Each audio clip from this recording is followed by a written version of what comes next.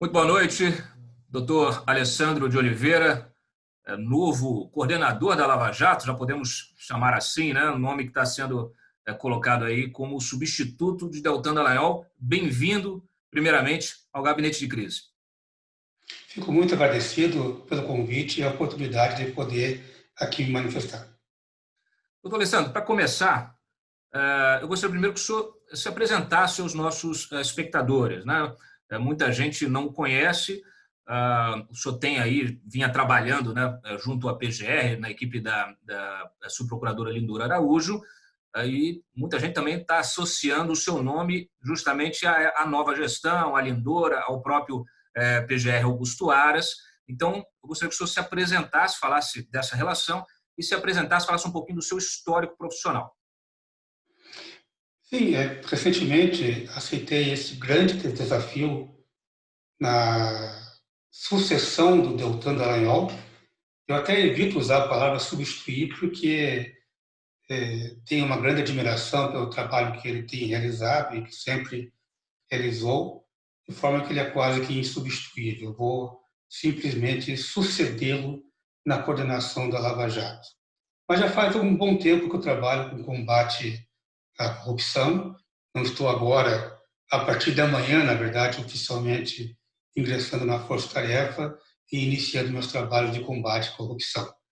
Já sou procurador da República há 18 anos e atuei em dezenas de outras operações, chamadas operações, né? São aquelas que têm algum maior vulto e que são normalmente denominadas, têm algum tipo de nome utilizado até para fins de divulgação.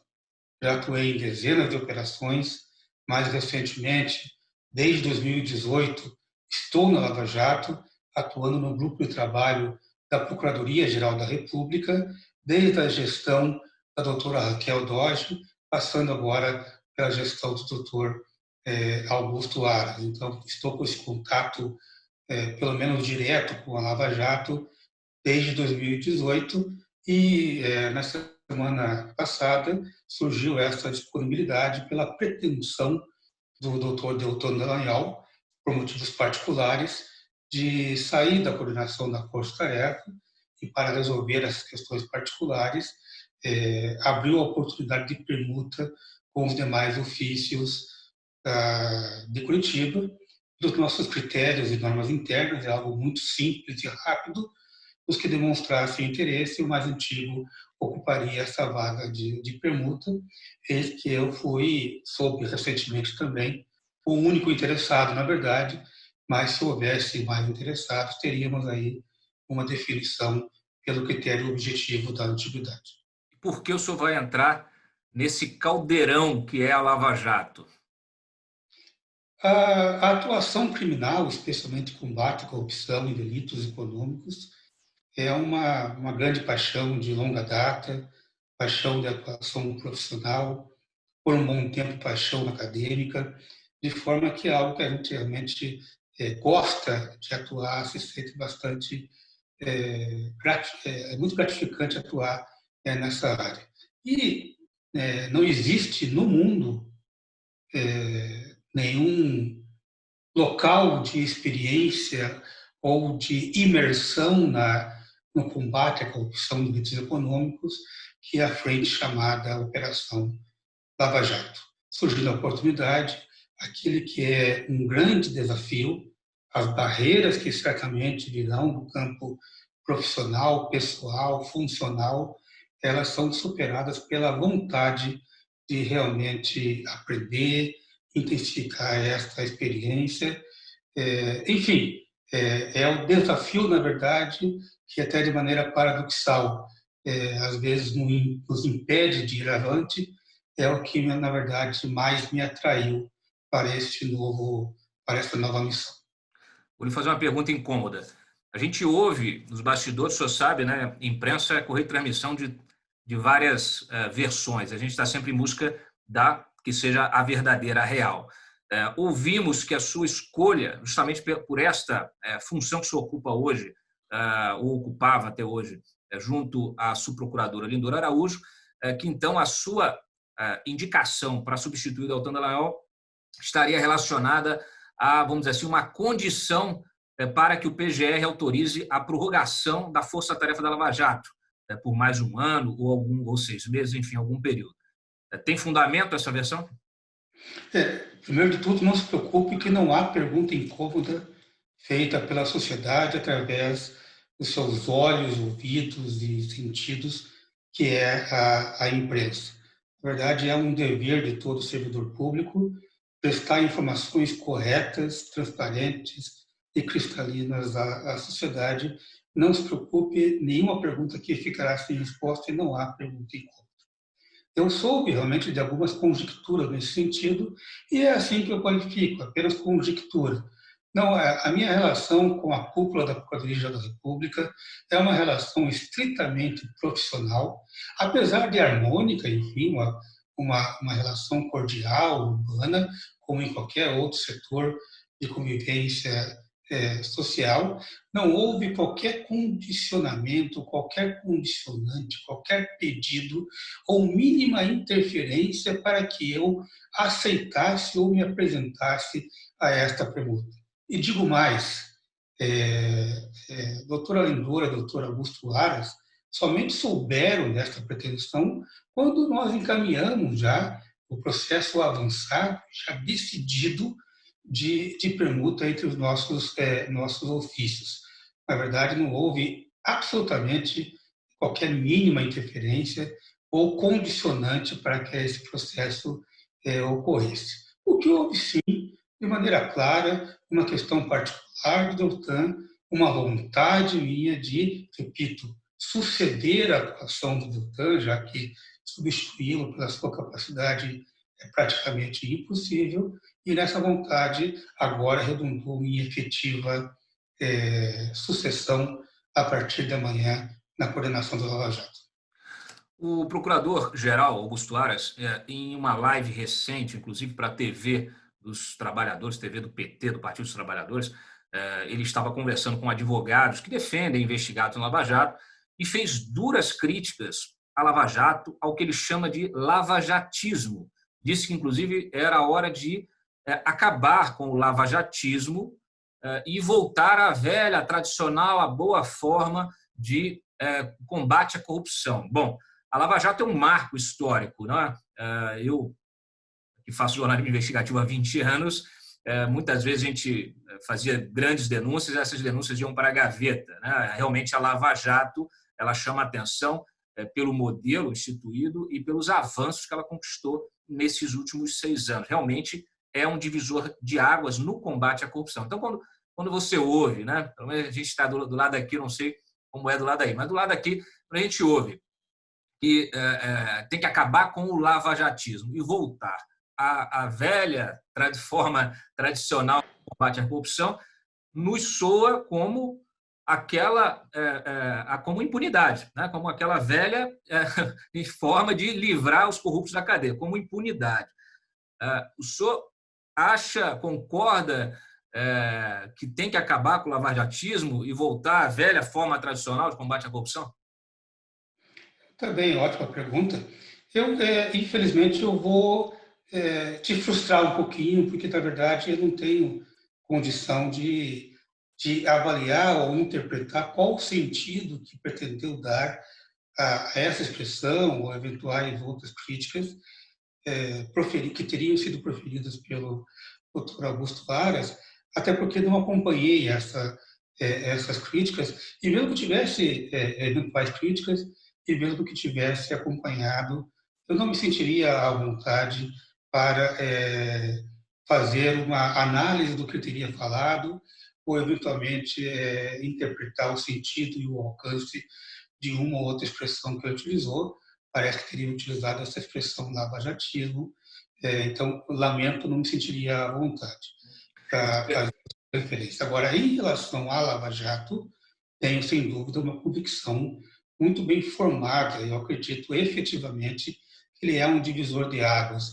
Eu me recordo de um personagem muito conhecido na década de 80, em que ele ficava em situação, não sei se é como induzido, ou uma situação de inconsciência por anos, e retornava e colega dele de palco, de cena, retomava algumas questões que praticamente eram idênticas à que ele, lá há 10, 15 anos, vivenciava no Brasil um pouco antes de entrar nesse estado de inconsciência.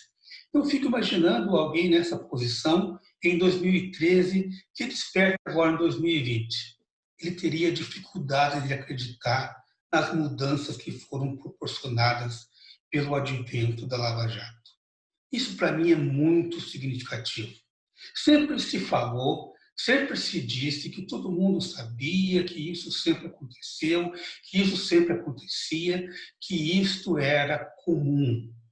Mas um grupo de jovens procuradores, que são os pioneiros da Lava Jato, resolveu achar que o que é comum não pode ser normal e, através de técnicas das mais modernas e contemporâneas, consagradas nos sistemas que nos são de modelo em termos de processo penal, conseguiu develar estruturas realmente que seriam inimagináveis em pouco tempo anterior a março de 2014. Só por isso a Lava Jato significa realmente uma mudança paradigmática no combate à criminalidade econômica, aquilo que nós chamamos de crime de colarinho branco. Por isso eu me insiro naqueles que são admiradores, quase que admiradores absolutos do trabalho realizado, e não por outro motivo, que fui, sem dúvida, um dos primeiros a me apresentar. Volto a repetir, parece que fui o único, mas um dos primeiros a me apresentar a vaga que estava sendo oportunizada, por acreditar nesse projeto, por acreditar nessa bandeira, por acreditar que existe ainda muito a ser feito. É claro que existem avanços, existem retrocessos, existem atitudes neutras. Eu não acredito nessa teoria da conspiração de pessoas, instituições ou grupos tendentes a, de maneira dolosa, minar, dificultar ou até destruir com o advento do Lava Jato, mas acredito no processo dialético e quero me inserir nele, trazendo resultados positivos a favor, sim, desse novo modelo de combate à corrupção. Eu estou entendendo duas coisas. Uma, que o senhor não quer ser comentarista de falas e declarações de outras autoridades, o que é, obviamente, o perfil de cada um, né? A gente viu aí o Deltan Dallagnol sendo muita gente tentando puni-lo, inclusive no CNMP, em função das opiniões que ele sempre deu nas redes sociais, nas entrevistas, muito contundentes, né? Até porque eu acho que ele entendeu ali que precisava do engajamento da opinião pública para fazer a Lava Jato avançar. Quando o senhor menciona esse personagem, eu me lembrou, não sei se é o mesmo personagem, mas me lembrou o personagem do Jô Soares, né, que ele ficava no tubo, aí tirava o tubo, aí, o que está acontecendo? Aí vinha o amigo dele, dava as notícias, não, olha, está acontecendo isso, põe o tubo de volta, né? Era uma coisa... Exatamente, é isso que me veio em mente do personagem do Jô Soares. Então, deixa eu fazer... Esqueci o nome dele, do personagem em si, mas é justamente esse. Então, capitão, estamos na mesma página, deixa eu fazer, então, vamos assim, a gente fazer essa figura, usar essa figura de linguagem aqui, essa imagem, né, do Jô Soares, e eu vou dizer o seguinte, olha, acabei de sair, né, tirei o tubo, e aí, como é que está? E aí o meu amigo me diz assim, olha, aprovaram a lei de abuso de autoridade, derrubaram a prisão em segunda instância, após condenação em segunda instância, estão tentando reviver o foro privilegiado, estão restringindo as delações premiadas, mandaram os casos de corrupção, organização criminosa, em função de crime eleitoral, mandaram tudo para a justiça eleitoral. Aí eu vou botar assim, tira o tubo de novo, põe o tubo, enfim. A gente tem visto, justamente, pós-avanços, né, avanços institucionais da Lava Jato, a gente tem visto retrocessos, estamos nos deparando com retrocessos justamente desses avanços. Como é que o senhor vê isso? O senhor não enxerga esses retrocessos também? O senhor não enxerga essas decisões, muitas vezes, ou tomadas no âmbito do Supremo, ou no âmbito do Legislativo, ou até do Executivo, né? Teve lei que foi até sancionada pelo presidente. O senhor não vê esses exemplos que eu citei aqui como retrocessos? Eu sou um admirador da inserção social nas discussões de tudo aquilo que tem interesse coletivo. Eu admiro muito quando eu vejo discussões em vários setores linguísticos e a imprensa, para mim, desempenha um papel, eu não diria, é fundamental nesse processo democrático. Fico muito admirado com as pessoas expondo as suas opiniões favoráveis ou contras, isso faz parte da democracia. Agora, enquanto eu estou inserido nesse processo, dentro de uma instituição, eu, na verdade, evito com que as minhas opiniões, e elas existem, não são superficiais, são opiniões muito bem consolidadas, mas como eu sou fatalmente chamado a me manifestar oficialmente em muitas dessas ocasiões, muito agora, em especial com a assunção dessa nova função, eu procuro transformar minhas opiniões em convicções. Existem, sim, muitas atitudes em diversos setores, às vezes outros poderes, que eventualmente criaram uma certa dificuldade e que, em nosso ponto de vista, poderiam ser de maneira muito diversa do que foram tomadas. Mas a minha postura é uma postura que eu não me permito que ela fuja do campo hermético técnico. Então, eu preciso estudar essa postura, o que motivou essa decisão, quais foram os fundamentos que levaram a essas instituições a adotar essas posturas e enfim, para além de eventualmente tentar manifestar contrariedade, buscar a postura através dos recursos democráticos necessários, seja exarando opiniões, seja manifestando principalmente nos autos do processo. Entendo que a mim me cabe, enquanto um dos agentes integrantes desse processo decisório, atuar nesse processo decisório de maneira institucional. E aí eu, particularmente, por característica pessoal, prefiro manifestar nesse meio.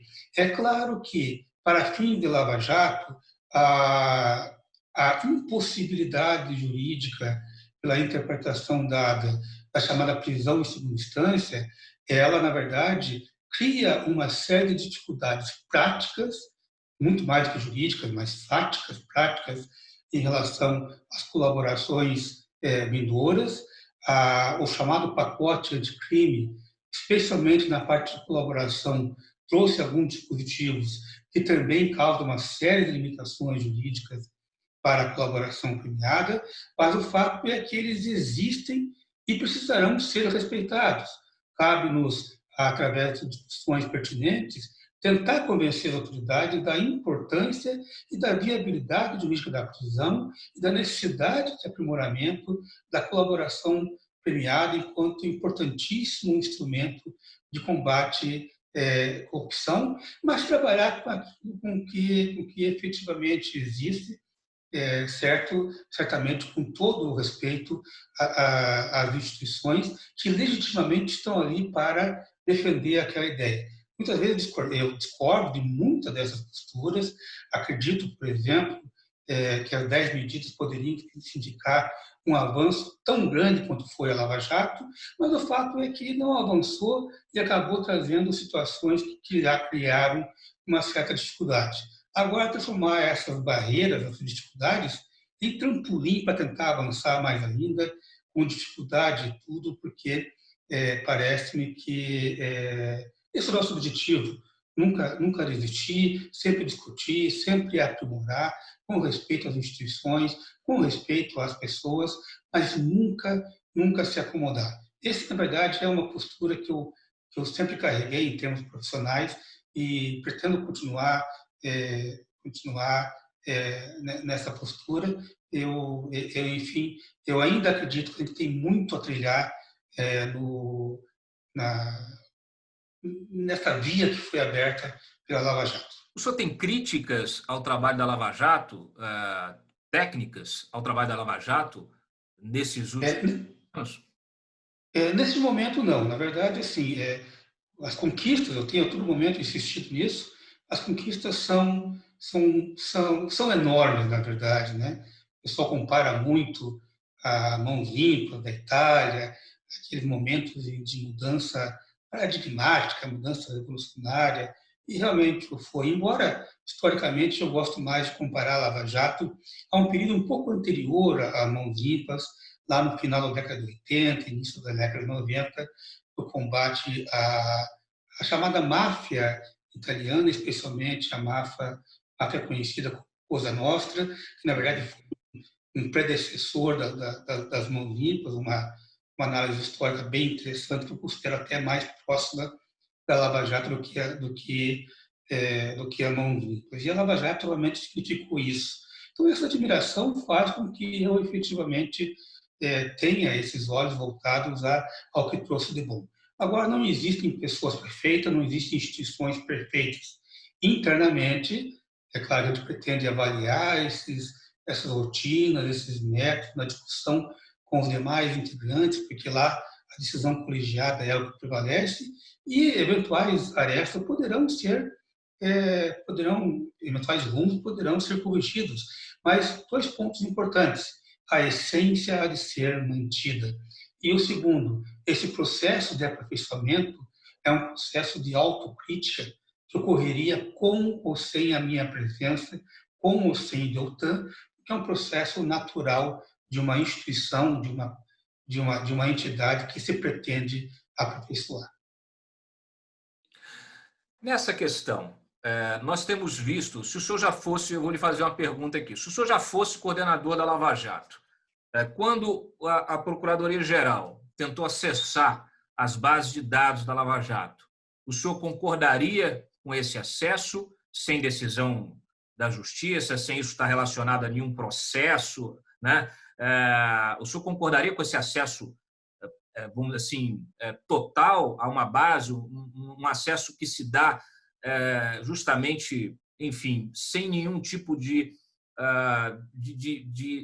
demanda judicial ou de respaldo judicial, simplesmente como se fosse uma medida até correcional, mas vindo do próprio procurador-geral? O senhor concordaria com esse acesso, ou o senhor seria contra esse acesso? Sou um grande observador das questões que afetam o meu trabalho dia a dia, e essa é uma questão de grande repercussão. Muito embora o que eu sei sobre isso também, acho que o nosso conhecimento sobre isso é muito próximo, aquilo que tenha sido divulgado, não acompanhei de perto essa questão. Teria o maior prazer em apresentar qual é a minha opinião, não fosse por um fato singelo e jurídico. Ainda ontem, a Força Tarefa Lava Jato foi intimada para se manifestar nessa questão, que foi judicializada. Então, eu terei que formalmente me manifestar nos autos sobre esta questão, e aí eu me sinto um pouco limitado, em termos jurídicos, de expressar antecipadamente algum tipo de opinião que eventualmente possa repercutir naquilo que eu vou me manifestar oficialmente. Então, quando as questões são judicializadas, embora, é claro, eu tenha uma prévia opinião sobre o que aconteceu, mas, de certa forma, não pretendo ser aquele engenheiro de obra pronta, na verdade, aquele que, enfim, depois da obra pronta, vai o engenheiro apontar falhas, defeitos e correções. Prefiro esperar a análise dos fatos, das questões jurídicas que estão envolvidas, e aí, sem dúvida, poderia me manifestar de maneira muito mais tranquila. Eu estou vendo esse seu cuidado, essa sua cautela em se manifestar. Eu lhe pergunto, há boa parte aí dos setores interessados nesse debate em relação à Lava Jato, pelo menos os setores críticos à Lava Jato, costumam acusar o Ministério Público de ser parcial, né?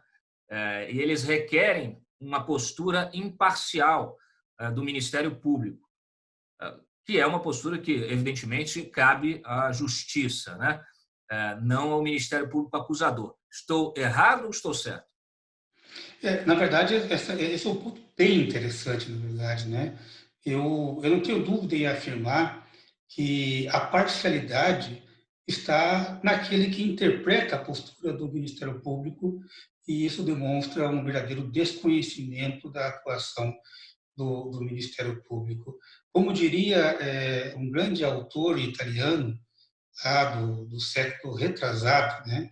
O Ministério Público talvez seja uma das instituições mais problemáticas no sentido psicológico dos que atuam perante a justiça. Porque ele tem que ser um advogado, porque ele é parte, um advogado sem paixão, só que ele é uma parte, paradoxalmente, sem parcialidade, porque ele, assim como o juiz, precisa ser neutro. Tanto é que o Ministério Público não tem problema nenhum em, eventualmente, solicitar substituições, promover arquivamentos.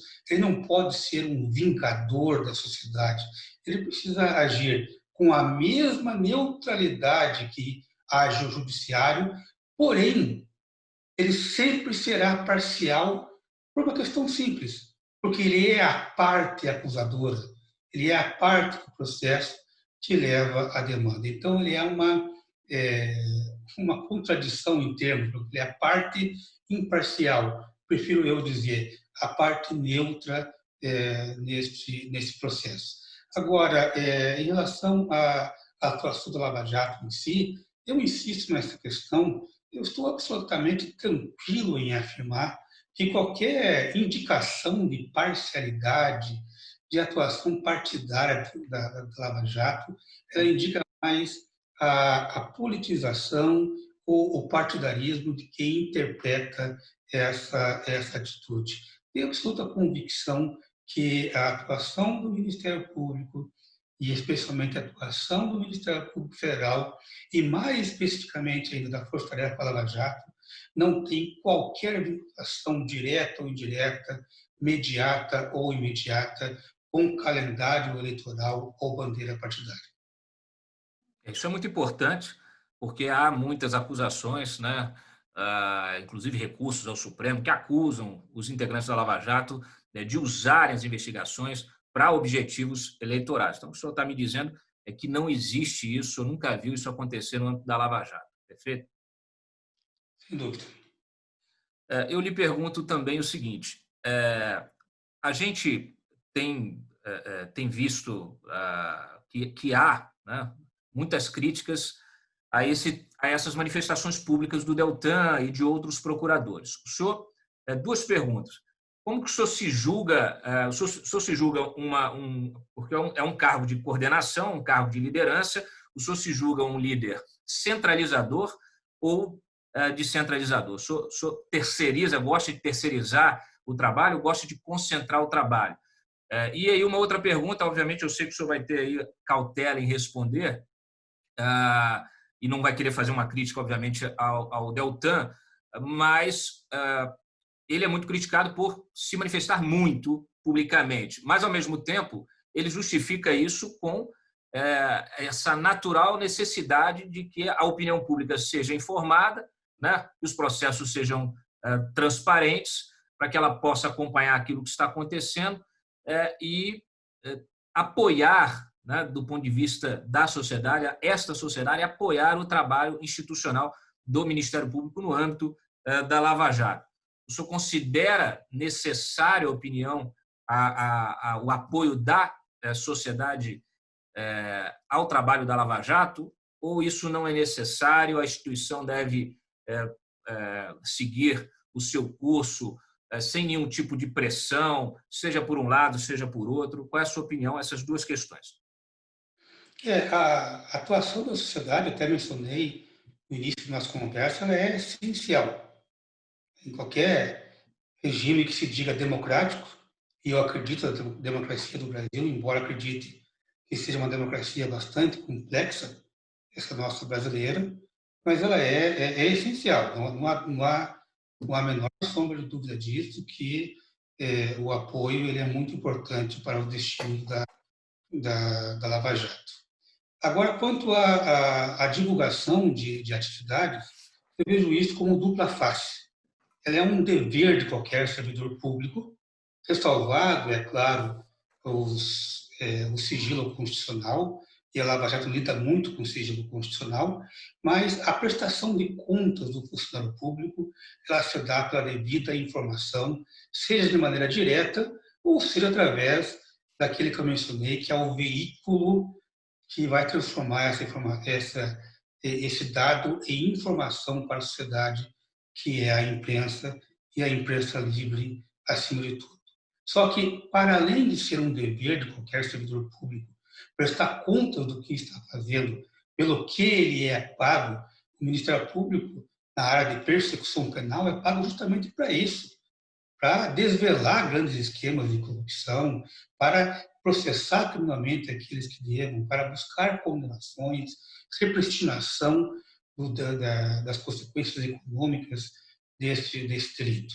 Só que, ao lado disso, também é um direito da sociedade se ver informada do que está ocorrendo, do que não está ocorrendo. Agora, existe muito também do perfil de cada um em relação a como se dá essa divulgação.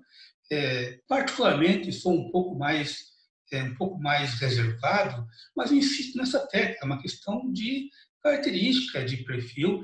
É claro que a gente vai exortar para que, de alguma forma, os trabalhos que estão sendo realizados e serão realizados sejam informados à sociedade, sejam divulgados de várias maneiras, especialmente através de entrevistas. Essa nossa conversa aqui franca, olho no olho, é um mecanismo muito interessante de divulgação e informação social. Eu faço questão que isso seja divulgado, porque este é um direito da sociedade e isso deve permanecer. Não sei se diretamente com a minha presença, porque eu, como mencionei, por característica pessoal, sou um pouco mais discreto, tenho um perfil um pouco mais tímido em relação a essa apresentação pública, mas acredito que esse é um mecanismo legítimo para que torne a atuação conhecida e seja julgada por aquele que é o seu patrão. Deixa eu ser mais específico. O senhor vai aposentar o PowerPoint? Na verdade, eu pouco sei mexer com o PowerPoint, então, na verdade, eu dificilmente vou apresentar o PowerPoint, mas por desconhecimento do mecanismo. Mas as coletivas o senhor pretende manter? Eu acho muito importante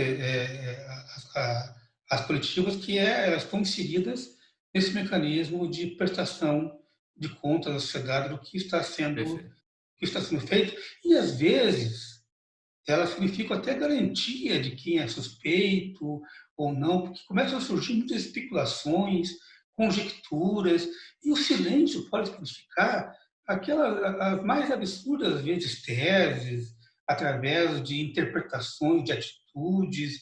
Enfim, às vezes a coletiva ela serve também de garantia, com termos comedidos, sempre deixando claro a cada momento processual e cada necessidade de prova para aquela fase processual.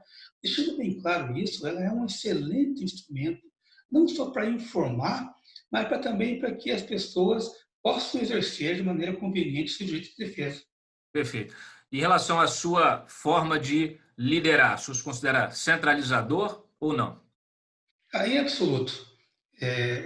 Fui muito grato quando soube, já imaginava isso, né, que as decisões do Lava Jato elas são quase em sua totalidade tomadas de maneira colegiada. Mas o colegiado no sentido etimológico, o colegiado como uma soma sinérgica de opiniões individuais e não a mera soma quantitativa. Isso me deixou bastante contente, porque essa diversidade de opiniões ela faz com que o resultado seja, via de regra, muito mais qualificado. Ninguém é dono da verdade, teremos condições de evoluir cada vez mais com discussões internas. Perfeito. Não vou tomar muito mais seu tempo, só queria tirar algumas dúvidas. O seu trabalho junto à equipe da Lindora, qual era exatamente?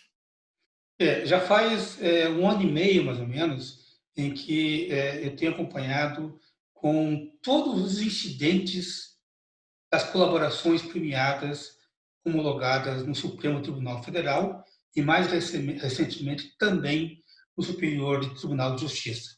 Então, lá, as 219 colaborações premiadas no âmbito da Lava Jato do Supremo Tribunal Federal, as outras 39 colaborações premiadas que não são do Lava Jato, as outras 30 e tantos do STJ, todo e qualquer incidente jurídico, das mais diversas naturezas, acompanhamento do pagamento da multa, cumprimento das penas que a pessoa aceitou, modificações, repactuações, questionamentos.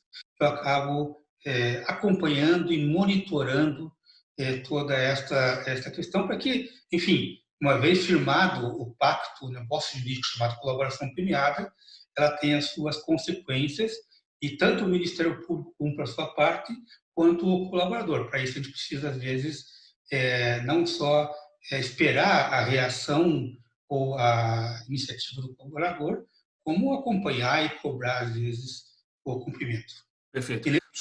O trabalho, enfim, ele é de natureza múltipla, assim, todo que é incidente que possa ser imaginado no âmbito de uma colaboração premiada, a gente tinha que analisar em termos jurídicos e apresentar, enfim, Perfeito. isso. Isso é bom porque o senhor tem conhecimento, né, do conteúdo dessas colaborações, né? O senhor tem uma visão bastante presente do que é a Lava Jato. Imagino que o senhor não vai ter muita dificuldade aí de se adaptar, né, de verificar o que está, vamos dizer assim, no pipeline da Lava Jato, né? O Deltan, nos últimos dias, inclusive, disse que teria aí cerca de 400 investigações em curso, né? O senhor tem, aliás, deixa eu fazer uma ressalva aqui, eu conversei com vários integrantes da Lava Jato, todos me confirmaram a sua competência, né? Gostam muito do seu trabalho. Eu lhe pergunto apenas em relação ao ritmo. O senhor acha que será possível manter o ritmo que vinha sendo adotado pela Lava Jato diante de um trabalho tão hercúleo? Sem dúvida, o desafio é grande, é difícil imaginar se a gente vai ter condição de manter ou não esse ritmo, mas, de fato, há uma grande vantagem, porque como na Lava Jato colaborações, a grande maioria delas fatalmente envolvem alguém com foro privilegiado no Supremo ou no STJ, de alguma forma, lá no nascedouro, quando o colaborador inicia aquele processo de colaboração, apresenta uma declaração sobre tal ou qual pessoa, de alguma forma eu acabo acompanhando. São 219 colaborações no Lava Jato, mas às vezes esse colaborador tem mais de 100 fatos que são denunciados. Então, por conhecer, claro, não todos, seria impossível, mas por conhecer esse nascedouro das investigações, isso me dá uma certa vantagem nesse momento inicial, nesse momento de adaptação. Mas é claro que esse é um diferencial que não vai durar muito. Né? Não há dúvida que a dinâmica da Lava Jato é uma dinâmica própria, a rotina é uma rotina própria, e eu, na verdade, estou com aquela cortina fechada. Amanhã, hoje, à meia-noite, inicia uma nova etapa da minha vida profissional, em que eu vou abrir essa cortina e eu imagino que lá me aguarda. Agora, o que lá me aguarda, só depois que eu atravessar esse momento. Perfeito. O senhor tem opinião sobre esse recente acordo que foi feito ali no âmbito da CGU, até o presidente do STF, o Dias Toffoli, que coordenou isso, fizeram uma espécie de memorando de entendimento, né, com CGU, AGU, outros órgãos de fiscalização administrativos para, vamos dizer assim, serem responsáveis pela negociação dos acordos de leniência, que nada mais são do que as colaborações das pessoas jurídicas, das empresas. E meio que relegando para um segundo plano o papel justamente do Ministério Público Federal, que é quem deveria ter a primazia, né, dessas negociações. O senhor tem opinião sobre este acordo, esse entendimento que foi feito? Eu vou praticar aqui uma inconfidência, na verdade. Nesse período em que houve a divulgação desse acordo, eu confesso que eu estava em um momento profissional de uma carga de trabalho impressionante e eu devo confessar, eu não pude analisar. O que eu soube foi em algum veículo, realmente de maneira muito superficial. Pertenço a opinião sobre isso, porque a Lava Jato lida com muitas leniências, não só pretendo, como necessariamente terei que analisar essas questões, mas eu me lembro bem no momento em que o meu volume de atribuições lá no grupo de trabalho da Lava Jato estava algo assim quase que insustentável e eu praticamente não tive tempo algum para me aprofundar na matéria. Tudo bem. O senhor tem opinião sobre essas tentativas que existem de legalização daquelas provas obtidas ilicitamente no roubo das mensagens, né, dos grupos da Lava Jato, daqueles hackers, né, que roubaram essas mensagens, e aí há uma tentativa de legalização dessas provas, né, para tentar decretar aí suspeição de decisões ou dos próprios procuradores ou até do juiz Sérgio Moro. O senhor tem opinião sobre esta possível, eventual legalização dessas provas ilícitas? Na verdade, assim, eu vejo que muito mais do que opinião, me parece uma questão muito clara e constitucional, até de uma interpretação literal, né? O que foi divulgado, se é que são verdadeiros, porque, na verdade, sem uma apresentação de fonte não se pode nem saber se são ou não verdadeiros. Então eu tenho, na verdade, no decorrer de todos os momentos em que eu me deparo com as informações, às vezes, que estariam contidas nesse material, eu simplesmente a ignoro, porque elas são fruto de atos efetivamente ilícitos. Então, na verdade, para além de opinião, me parece que são provas imprestáveis por uma interpretação comezinha da Constituição brasileira, por violarem realmente regras mais básicas. Então, na verdade, eu simplesmente não consigo evoluir para qualquer possibilidade de convalidação, para usar um termo técnico, de convalidação ou de qualquer atribuição de efeito a essas notícias ou essas mensagens que são volta e meia divulgadas. O senhor, como especialista que e se tornou em colaborações premiadas, o senhor acha que essas colaborações são um instrumento efetivo, né, para a busca de provas, para ajudar numa investigação complexa, né, de esquemas cada vez mais complexos, seja esquemas financeiros ou envolvendo a corrupção ali, agentes políticos com agentes privados, né? A gente percebe, a gente viu que a Lava Jato ela só pôde avançar em função dessas colaborações. O senhor acredita que a colaboração segue sendo aí um fundamento para essas investigações desses esquemas criminosos cada vez mais complexos? O senhor tem críticas a fazer? O senhor acha que é possível aperfeiçoar? A Polícia Federal tem brigado muito para ter também, né, a autonomia ali de fazer determinada um grau ali de delação, e aí a gente tem muitas vezes um embate institucional entre Ministério Público, entre Polícia Federal. Você tem visto aí muitos ataques também às colaborações que foram firmadas com a Polícia Federal. Qual é a sua opinião? São dois pontos bem interessantes. A colaboração premiada, ela é um instrumento fantástico de investigação de crimes empresariais e econômicos.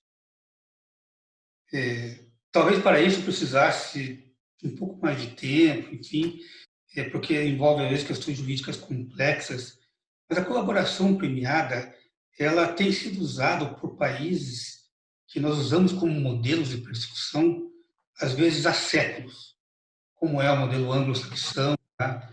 Da Grã-Bretanha e depois dos Estados Unidos, ou acabei de mencionar também no nosso conversa, que mencionei ainda hoje, e interessante porque, na verdade, isso apenas confirma aquilo que eu falei há pouco, que talvez a Lava Jato está muito mais próxima do período anterior a Mãos Limpas do que a própria Mãos Limpas, mas quando se iniciou o uso da colaboração premiada, com iniciativas como do magistrado italiano Falcone, Borsellino, em que eles inovaram com o fato de ouvir o então mafioso Tommaso, que viveu aqui no Brasil, inclusive, Tommaso, isso, exato, que viveu aqui no Brasil, também atuou aqui no Brasil.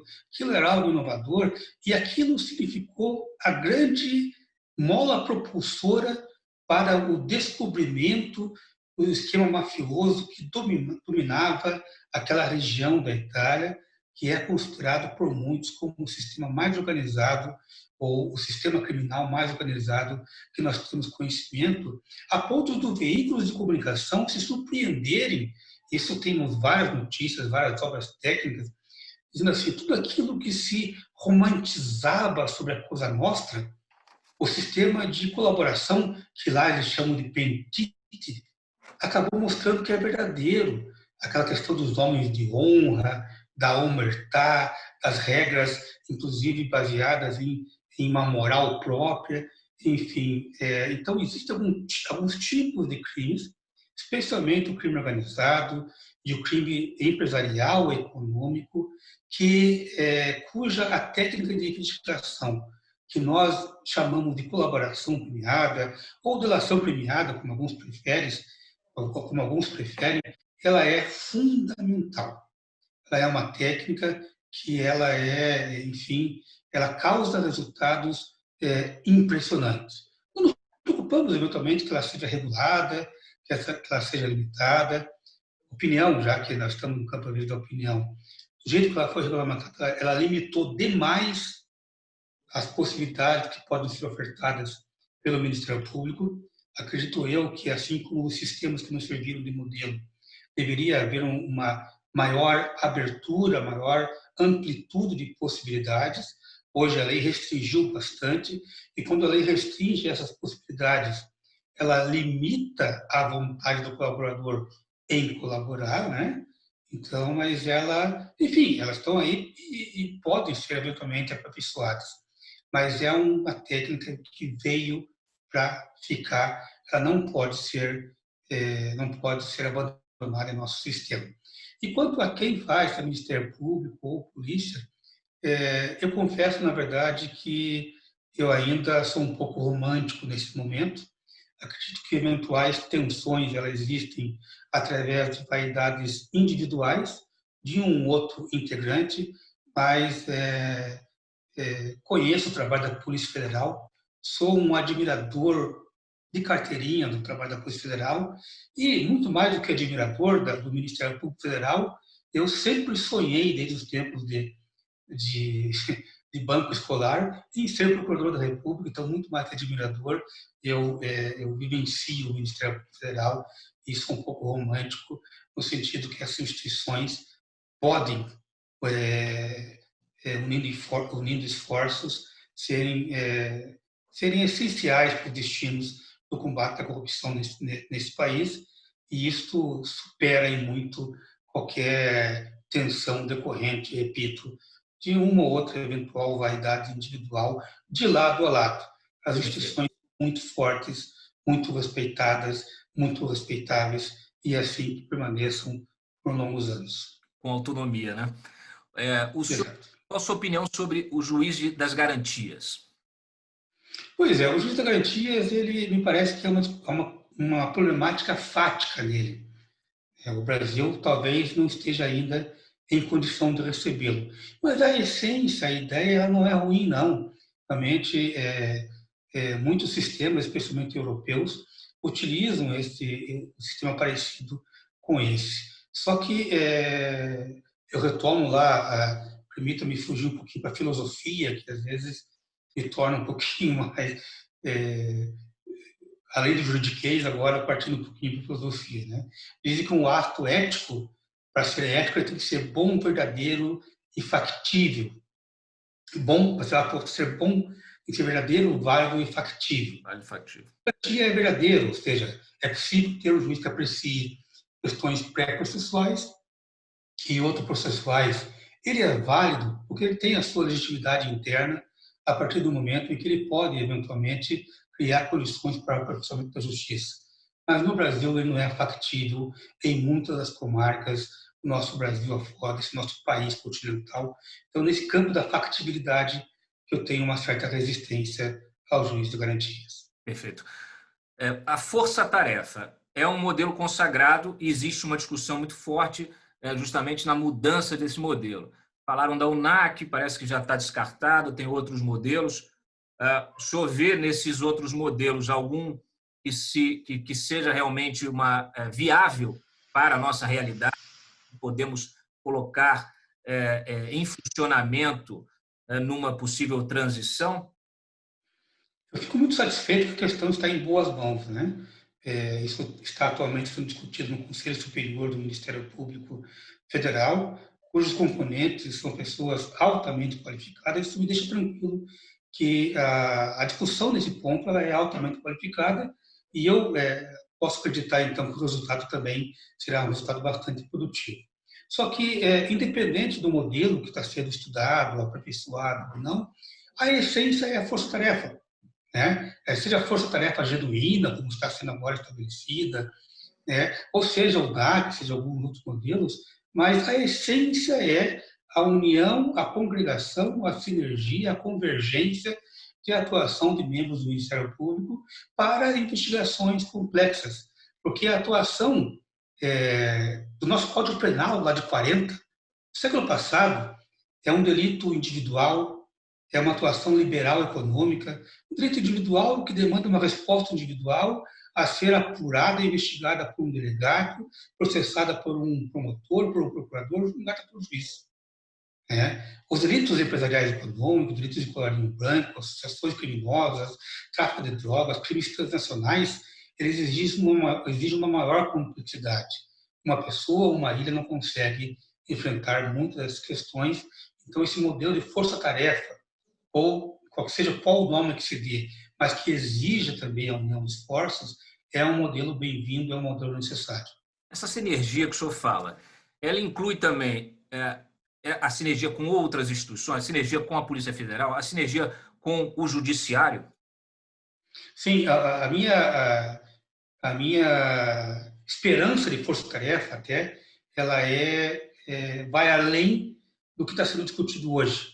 Eu acredito que as forças-tarefas podem ser, não só no plano factual, congregação de órgãos, diversos órgãos, mas formalmente constituídas.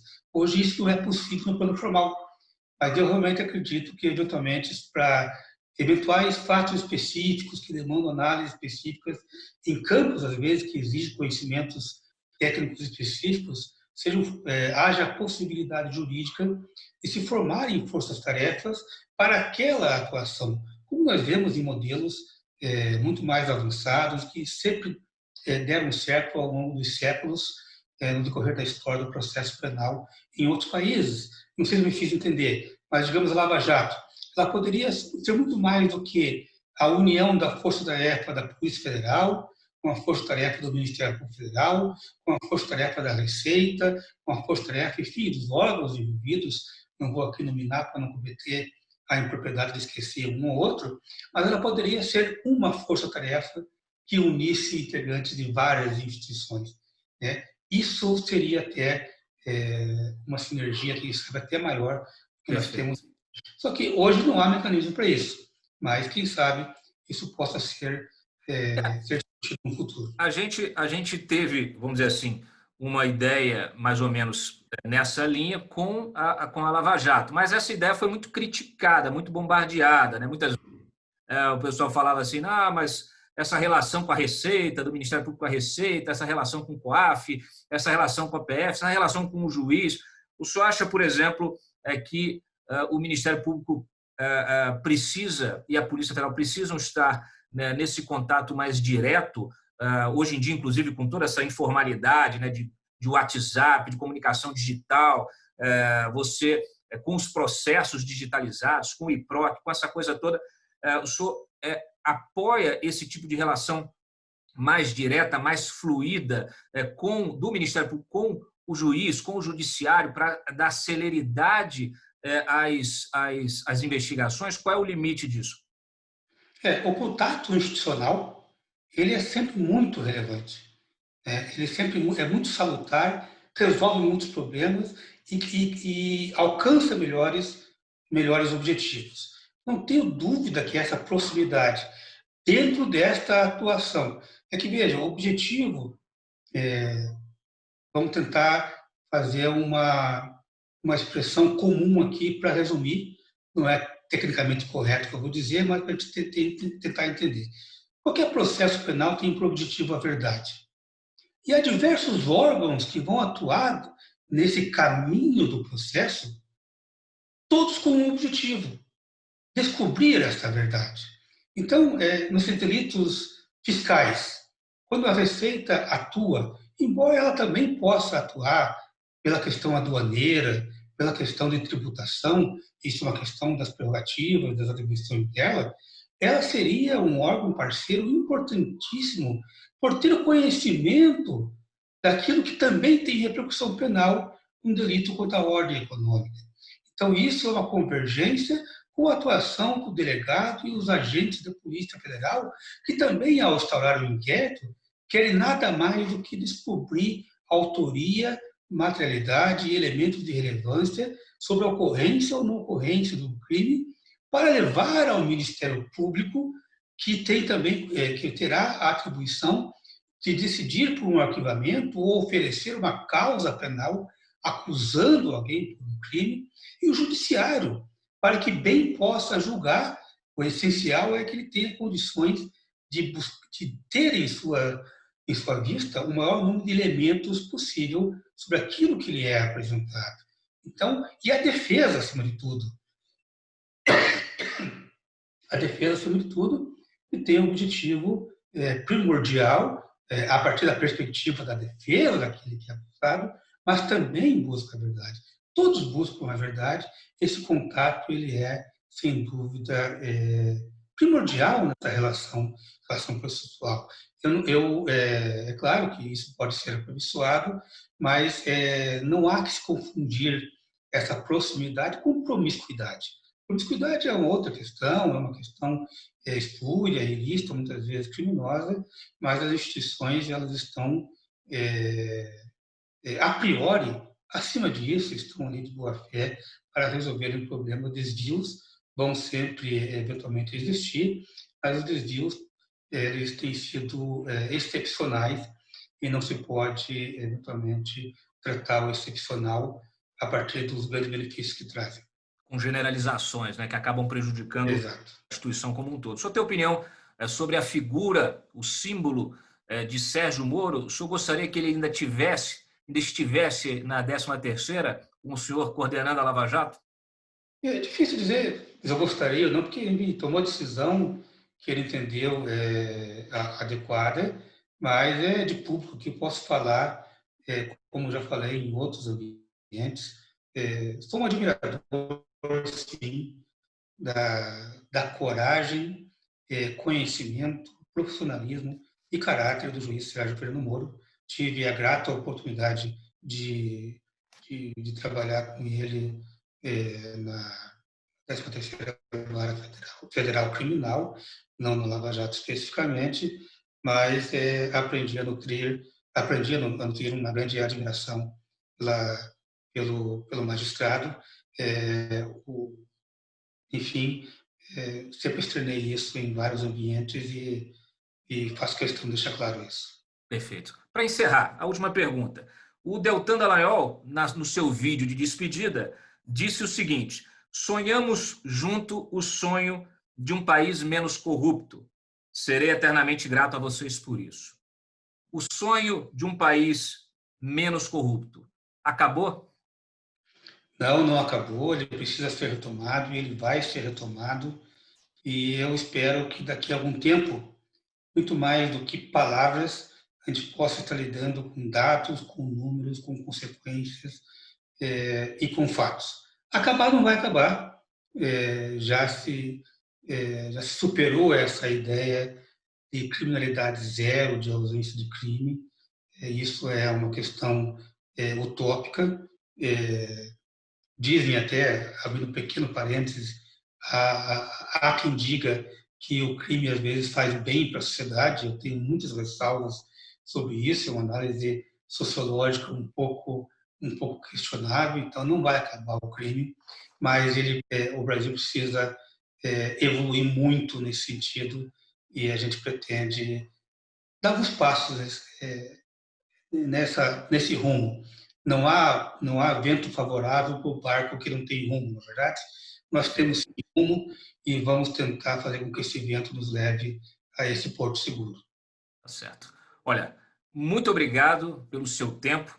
A entrevista é bastante esclarecedora. Espero recebê-lo daqui a um tempo, justamente para falarmos do resultado, né, dessa sua gestão como coordenador da Lava Jato. Aí, o doutor Alessandro começando como coordenador da Lava Jato, com essa missão de substituir ou de suceder, como ele mesmo disse, o Deltan Dallagnol. Então, agradeço mais uma vez e uma boa noite e boa sorte.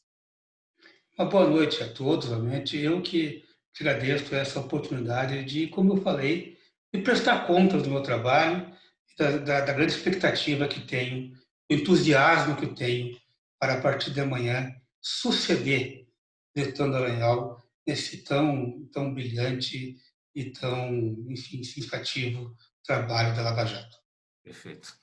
Um abraço. Até logo. Obrigado.